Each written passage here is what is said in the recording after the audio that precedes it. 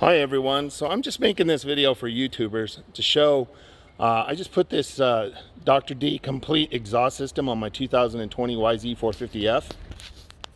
I've used Dr. D in the past and I've always had good success with it, so I like his product. You can see here the nice end cap, the nice finish on it.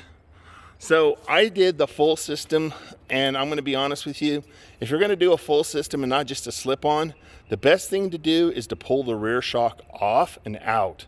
The reason is those little head bolts that go back in there behind the jug that are like 8 millimeters, which you can probably barely see in there. Anyways, those are really hard to get to because of the way the shock and everything's set up, and then you've got this motor bracket here. So just pulling all that off is going to be such a good thing and so much easier. Now the caveat to that is I'm sure a lot of you that have seen that little orange plug right there realize that that goes to the fuel tank, and that's basically what's kind of like a quick disconnect. So I struggled with that one to figure out how to get that little black tab off of there, and a guy on another video showed that he just took a screwdriver, like a flat tip, and popped it loose. Once that pops off of there, that little orange plastic tab will kind of slide forward, and there's two little like buttons on the sides of it. You just depress those in and it's a quick release and pops right off. So that was kind of good, and I was glad to get that done. So you can see here on the header pipe that unfortunately there's nowhere to mount a heat shield like what you see here with the factory Yamaha. There's no brackets or anything like that right there. But I mean, that's okay, we'll deal with that. So what I did was when I first put everything together, I left it kind of loose until I was able to get everything on. And the reason is these pieces are really tight fitting, and in order to get the head pipe on, I had to kind of like put the mid pipe with it and just snake it all the way around at one time because the tubes were such a tight fit. But once I got those together, I just left them kind of loose, bolted them in a little bit, and then put on the can. The can also is a good tight fit, so it does take a little bit of wiggle room. I think once you get that on there, you won't have any problems.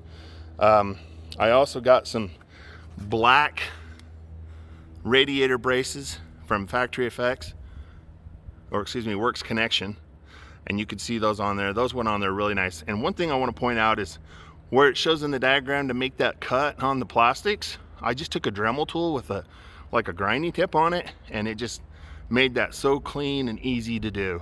If you have a Dremel, I would definitely say do it. If not, get a grinder or something else, because if you try to do it with like a knife or a box cutter or something, it just doesn't work that good. So let's go ahead and fire this thing up and listen and see how it sounds. So you can already tell that it sounds a little bit throatier than the stock exhaust.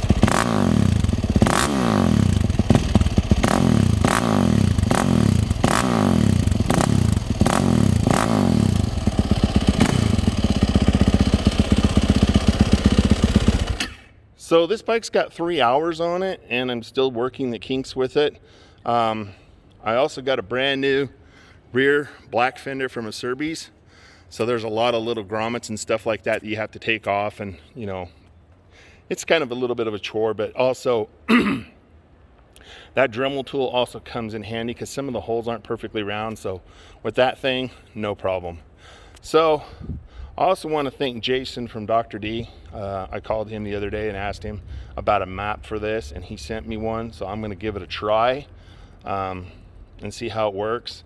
My next big step is I'll have a black front fender. Then I'm going to go and have my hubs powder coated black. And I think I'm going to replace those fork guards and go black with those as well. I think it'll make for a really super clean looking bike.